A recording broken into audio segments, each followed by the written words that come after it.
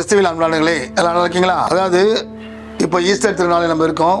ஆண்டவர் இயேசு உயிர் பெற்று அவர் எதற்காக மரித்து உயிர்த்தெழுந்து 3ஆம் நாள் மகதலா மரியாவுக்கு காட்சி தரார். லூக்கா நற்செய்தியாளர் அதிகாரம் 24 வசனம் 22. ஆனால் இன்று எங்களை சேர்ந்த பெண்களும் சிலர் எங்களை மலைப்புக்கள் ஆக்கினர். அவர்கள் விடிய காலையில் கல்லறைக்கு சென்றார்கள்.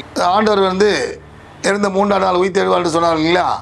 அதை இந்த மகதலா மரியா அவங்க அதை ஞாபகப்படுத்தி அந்த விடிய காலையில் போயிட்டு அவங்க பார்க்குறாங்க. இருட்டில் அந்த நேரத்தில் சீடர்கள்லாம் தனியாக போயிட்டு ஒரு ரூமில் இருக்காங்க. அவங்க பார்க்கல. ஸோ அந்தளவுக்கு பெண்கள் இயேசப்பா மேலே அவ்வளோ விசுவாசமாக இருக்காங்க. லூக்கா நற்செய்தி 24 அதிகாரம் 24, 25 இயேசு அவர்கள் நோக்கி, அறிவிலிகளே இறைவாக்கினர்கள் குறித்த எல்லாவற்றையும் நம்ப இயலாத மந்த உள்ளத்தினரே. அவர் சீடரை பார்த்து சொன்னார், ஐயக்கனே இறைவாக்கின நூல்களிலும் எசையா நூல்களிலும் பழைய ஏற்பாட்டில் சொல்லியிருக்காங்களே, இது மாதிரி ஆண்டவர் இயேசு பிறந்து இஸ்ரேல் மக்களுக்காக மரித்து உயிர்த்தெழுந்தார்னு சொல்லியிருக்காரு. ஆனால் அவங்க நம்பலை. அவங்க மந்தம் இல்லாமல் பயந்து போய் ஒரு தனி அறையில் இருந்தாங்க. ஆனால் நம்மளும் அந்த மாதிரி இருக்கக்கூடாது. ஆண்டவர் இயேசு போய் உயிர்த்தெழுந்த நாளில் நம்ம இருக்கிறோம். ஆண்டவர் எதுக்காக மரித்தார், உயிர்த்தெழுந்தார் என்ற ஒரு மகிழ்ச்சியோடு பிறருக்கு நம்ம நற்செய்தியை அறிவிக்கணும். அதாவது நம்ம எப்படி இருந்தோம் பல வருஷம்ன்றது முக்கியம் இல்லை. இப்போ நம்ம மனம் மாறி பரிசுத்தமாக வாழணும். வாழ்ந்து எதற்காக ஆண்டவர் உயிர்த்தெழுந்து இன்று வரைக்கும் அவர் வாழ்ந்து கொண்டிருக்கிறார். எதுக்காக உயிர்த்தெழுந்து பாவ மன்னிப்பு பெற்றும் மக்கள் மனம் மாறி நன்றாக சமுதாயத்தில் வாழணும் தான் அவர் நற்செய்தி பரப்ப அவர் சீடர்களை ஏற்படுத்தினார். ஸோ அவர் வாழணுன்றதே இல்லை, பிறர் வாழணுன்றனால தான் அவர் நற்செய்தியை அறிவிக்க சீடர்களை ஏற்படுத்தினார். அதாவது வாக்கு மாறாத தேவன், சொல் ஒன்று செயல் ஒன்று இல்லை. அவர் நம்ம மேலே வச்சுக்கிற பாசத்தால் அன்பால் தன்னுடைய குமாரனை கொடுத்து வாக்கு மாறாத தேவன். நான் அதை செய்கிறேன் இதை செய்கிறேன்னு வாக்கு சொல்லுவாங்க, அதுக்கப்புறம் செய்ய மாட்டாங்க. ஆனால் அப்படிலாம் இல்லை. தேவகுமாரன் வாக்கு மாறாத தேவன், சொல்கிறதையும் செய்வார், சொல்லாதையும் செய்வார். அதிசய தேவன், அதிசய பிறவி. அவர் என்ன சொல்கிறாரு, மக்களுடைய மனமானம் பாவ மன்னிப்பு பெற்று அவங்க சமுதாயத்தில் நன்றாக வாழணும், நிலைவாழ் வாழணும் தான் அவர் உயிர்த்தெழுந்தார். ஸோ அதுபோல் நாமும் இயேசுடைய அன்பு சீடர்களாக மாறி, பல வருஷம் போனது போட்டோம், இந்த வருஷம் அன்பு சீடர்களாக மாறி புதுமையாக மாறி ஆண்டவருக்காக உழைக்கணும். அவர் விட்டு சென்ற நற்செய்தியை பிறருக்கு அறிவிக்கணும். இதுதான் நம்மளுடைய கடமை, லட்சியம்.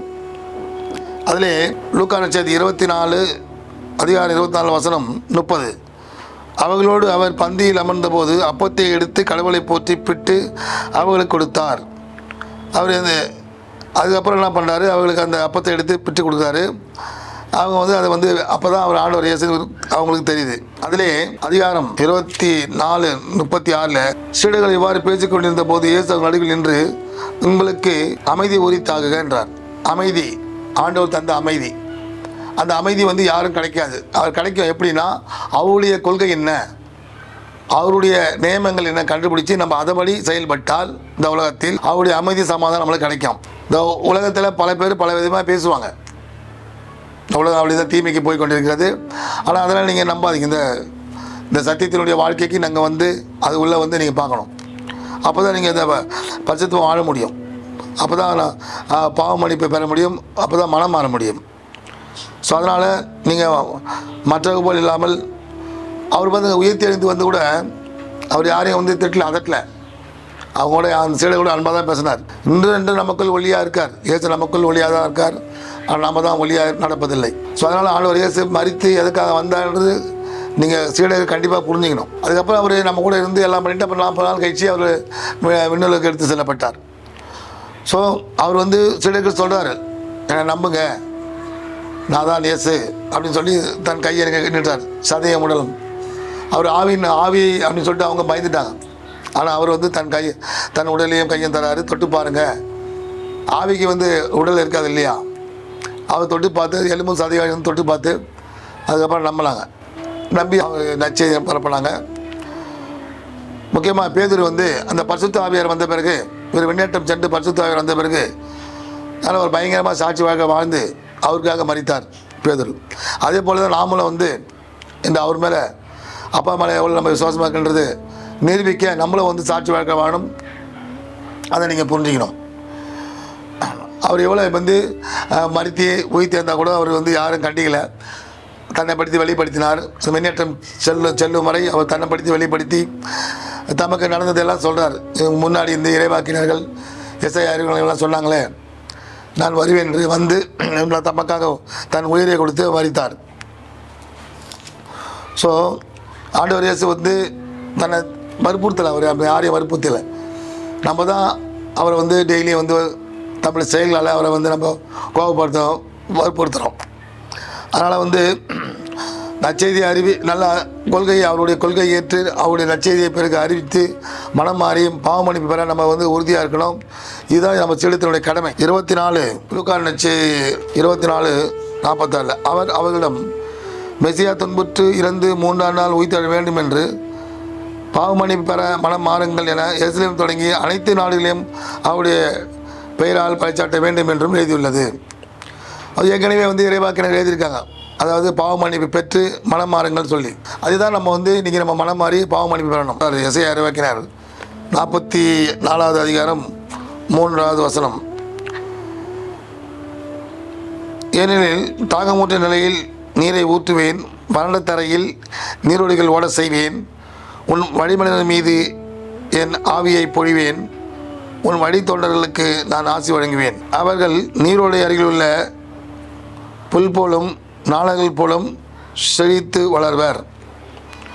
ஒருவன் நான் ஆண்டவருக்கு உரியவன் என்பான். அதான் சொல்கிறார் எசையா. என்ன சொல்கிறார்? நமக்காக ஒருத்தர் வந்து பிறப்பார், பிறந்து நமக்காக தன் ரத்தத்தை செஞ்சு கொடுப்பார்னு சொல்கிறார். ஸோ ஆண்டவர் இயேசு கிறிஸ்து வந்து அன்று நமக்காக பலியானார். அன்று பாவம் போக்கு பலியாக ஆட்டுக்கடாய்கள், வெள்ளாட்டு கடாய்கள் இதெல்லாம் வந்து கொடுப்பாங்க. ஆனால் ஆண்டவர் இயேசு தன் உயிரையே கொடுத்து நம்மளை அந்த பாவத்திலிருந்து மீட்டு தமக்கு வர வேண்டிய தண்டனை தீர்ப்பை அவர் ஏற்றுக்கொண்டு அதுக்காக மரித்து உயிர் தெழுந்து இன்று வரைக்கும் நம்மளை அரவணைத்து கொண்டிருக்கிறார். நாம் தான் வந்து அவர்கிட்ட போக மாட்டோம். இந்த உலகத்தில் 1008 பிரச்சனைகள் இருக்கலாம். அதெல்லாம் ஓரம் ஒதுக்கிட்டு ஆண்டவருக்காக நீங்கள் வாழணும், அவருக்காக நீங்கள் பணிவிடை செய்யணும். அவர் எதுக்காக மாறினார்? நம்மளை வந்து மனம் மாறி நல்லா வாழணுன்றதான் அவர் வந்து அந்த கொள்கையை அவருடைய கொள்கையை பறைச்சாட்டினார்.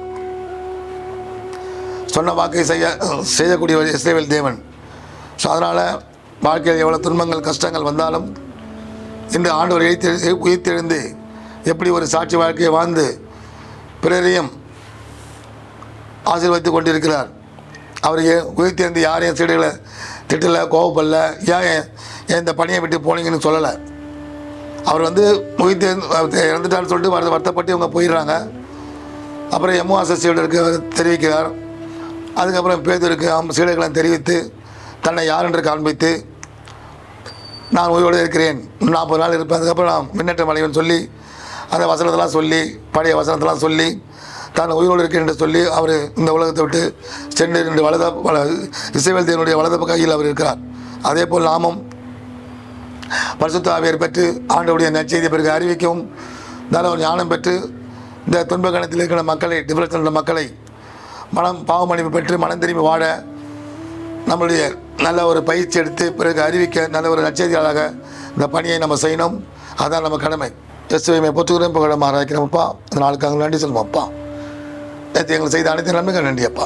பரிசுத்த ஆவியார் பெற்று நாங்கள் நற்செய்தியை போய் அறிவிக்க ஆண்டவர் இயேசு 3ஆம் நாள் உயிர்த்து வந்து இன்று நற்செய்தியை அறிவிக்க சீடருக்கு சொல்லிக் கொடுத்தது போல் எங்களுக்கும் சொல்லிக் கொடுத்த சிராஜ் நாங்களும் நற்செய்தியை அறிவித்து மனம் திரும்பியுள்ள மக்களை பாவியாக இருக்கின்ற மக்களை மனம் திரும்பி பாவமன்னிப்பு பெற்று பரிசுத்தமாக இந்த உலகத்தில் வாழ பலமில்ல பிள்ளையாளர்களை மாற்றும் அப்பா. மாற்றியதுக்காக நன்றி அப்பா.